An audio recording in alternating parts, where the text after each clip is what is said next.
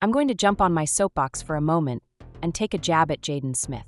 I feel like it's fair game, especially since he's no longer a kid. He's 26, almost 27, and still manages to be one of the most unbearable, self-important, nepotism-driven individuals I've ever encountered.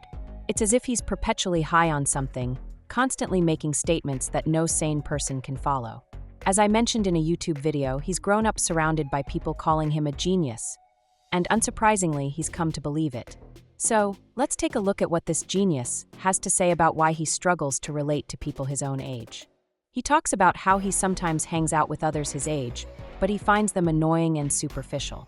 I just look at them like, oh my God, can we talk about the political and economic state of the world right now? He says.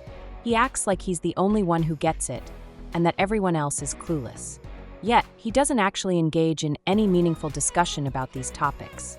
Instead, he just complains about how everyone else is too dumb to understand how important these issues are, because of course, he's the only one who's smart enough to grasp them. Jaden's been so conditioned to believe that he's special and ahead of everyone else that he's now convinced that his intellect is the most important quality he looks for in a partner. In an interview, he declared himself a sapiosexual, meaning he's attracted to intelligence. According to him, he sometimes says things that only really intelligent people would understand. He's a fan of deep, intellectual conversations, or so he thinks. I was reading The Alchemist the other day, he mentions, acting as if anyone who doesn't know what it is must be intellectually inferior. It's funny, though, because the women he's been publicly linked with don't exactly seem to fit his idea of deep intellectuals. They're mostly your standard Instagram influencers, nothing particularly genius about them. Maybe he saw a picture of Grimes reading the Communist Manifesto and thought, that's goals, and suddenly had an epiphany about what real intellectualism looks like. Honestly, though, Jaden and Grimes as a couple might actually be iconic, now that I think about it.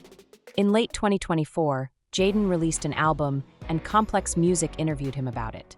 To understand the depth of his artistic vision, we need to listen to his explanation in full.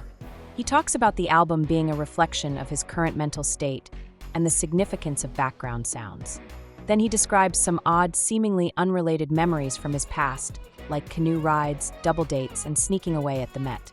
These stories are meant to showcase his artistic depth, but all they do is leave us scratching our heads. As for his fashion, Jaden is no stranger to bizarre choices. He once wore a house on his head at the Grammys and has a reputation for wearing skirts. Lately, he's taken it up a notch with camo fatigues covered in fake pearls and a bucket hat that sits too high on his head. I can't help but wonder if someone threw a jar of marbles at him as he was getting dressed.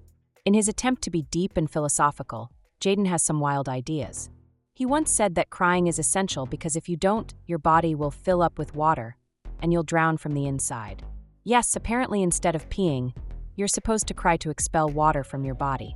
I guess it's a political statement. Being 70% water somehow prevents you from becoming a fascist dictator, and the key is expelling at least 5% to avoid falling into that trap. Who knew? According to Jaden, Mussolini must have been at least 80% water, which is why he was so dangerous.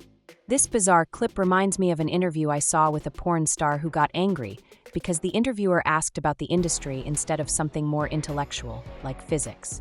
It's the same vibe, someone who thinks they're above it all but still doesn't quite get how out of touch they are. Jaden Smith has spent years trying to carve out his own identity outside of his famous family. The thing is, for someone in an unconventional industry, whether it's adult entertainment or Hollywood, their work might be mundane to them, but to outsiders, that's what makes them interesting. When someone outside of the industry asks about it, it's because it's novel to them. Jaden, however, seems to think he should be treated as some kind of deep thinker rather than just another product of nepotism. When it comes to talent, is it genetic? That's a tough question. Sure, some natural ability might be passed down, but more often than not, talent is nurtured through hard work and discipline. Tiger Woods wasn't just born great. His father pushed him relentlessly to be exceptional. A lot of talented people raise their kids with the same drive, and as a result, those kids often follow in their parents' footsteps. That's why so many actors have parents who were in the industry. It's not just about talent. It's about growing up in an environment that fosters success and having the right connections. Jaden, however, doesn't seem to have inherited any of the remarkable qualities that made his father, Will Smith, such a star. Some nepotism babies manage to carve out their own paths. Look at John David Washington, who's working hard to establish himself despite being the son of Denzel Washington. The Sheen family is another example. Martin Sheen, Emilio Estevez, and Charlie Sheen all had successful careers, but each one found their own niche in the industry rather than riding on their father's coattails. They were raised in the world of acting, sure, but they also had the humility to put in the work. Jaden, on the other hand, has dabbled in music, but it's safe to say it hasn't really taken off. His sister, Willow, has had way more success in that field. Then you have families like the Skarsgårds, where almost all of them are thriving actors, but again, they were raised in a way that encouraged talent without the delusion of being inherently superior. There's nothing inherently wrong with being a Nepo baby. It's just about how you handle it. Some embrace the opportunities they've been given with grace, while others, like Jaden, walk around acting like they're the second coming of Socrates. What makes it worse is that Will Smith and Jada Pinkett Smith clearly didn't raise their kids to have any sense of humility. They raised Jaden and Willow to believe they were prodigies, the center of the universe, and the world should recognize their brilliance. Sure, every parent thinks their kid is special, but part of parenting is teaching them that the rest of the world won't automatically agree. Instead of learning personal responsibility and humility, Jaden and Willow were brought up believing they were untouchable. It's hard to think of celebrity kids who actually grew up well-adjusted. Certainly not Gwyneth Paltrow, who openly brags about raising her daughter to be entitled. Most of these Hollywood elites fail spectacularly at preparing their kids for reality, and it shows. And for someone as supposedly deep and intelligent as Jaden Smith, you'd think he'd at least present himself in a way that matches that persona. But no, he shows up in outfits that look like someone dumped a bag of marshmallows on him, or that he's about to do motion capture for a video game. It's hard to take someone seriously when they look like they just walked out of a failed experimental fashion show.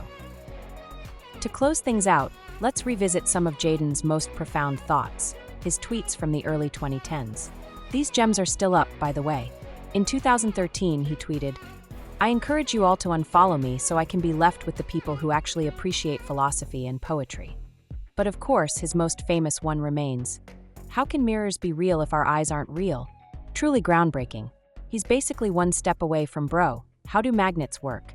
Jaden Smith's entire persona is basically four guys sitting in a circle, passing a joint, and asking deep philosophical questions that sound profound when you're high but fall apart under any scrutiny. It's the definition of faux intellectualism. Take this masterpiece of a tweet. "It's your birthday," Matto said. I didn't respond. "Are you not excited to be 15? He asked.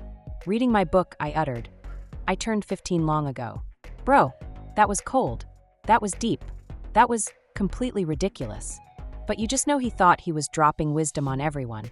The funny part is that Jaden might actually be accidentally insightful when he's not trying to be. There are moments where he's close to making a point. Like when he said, "School is a tool to brainwash the youth." Okay, fair argument, let's hear it out. But then he turns around and contradicts himself with, "Education is rebellion." So which is it, Jaden? If school is brainwashing, how is education also an act of defiance? He never really fleshes these ideas out. He just throws them into the void like they're revolutionary. Then there's this gem. If everybody in the world dropped out of school, we would have a much more intelligent society. Right, because nothing breeds intelligence like a complete lack of structured education. We need to get Jaden in a room with Terrence Howard. Remember when Terrence Howard went on the Joe Rogan Experience and started talking about his own made-up math theories? That level of delusion is exactly what Jaden would bring to the table. Actually, now that I think about it, let's go all in. Jaden Smith, Terrence Howard, and Neil deGrasse Tyson should start a podcast together. Let them solve all of humanity's problems with their combined wisdom. It would be the most confusing yet entertaining thing ever. Terrence Howard's Joe Rogan interview was something else. I almost felt bad for the guy. He was either on something or going through a serious mental breakdown because the stuff he was saying made absolutely no sense, and I don't think he even realized how wild he sounded. But honestly, he still wasn't quite on Jaden Smith's level. Jaden needs to go on the Joe Rogan Experience. Not because he'd be grilled. Joe doesn't even need to press him that hard. He just has to ask basic follow-up questions, and Jaden would spiral into an incoherent mess of pseudo-philosophy. You just know he's not used to having people actually question his deep thoughts. Maybe Jaden was exposed to psychedelics way too young, And now his brain is just permanently stuck in that space of cosmic nonsense. Or maybe this is just who he is. Either way, we can all agree, he is unintentionally one of the funniest thinkers of our time. Let's hear what you think in the comment section. Remember to subscribe and turn on the notification bell.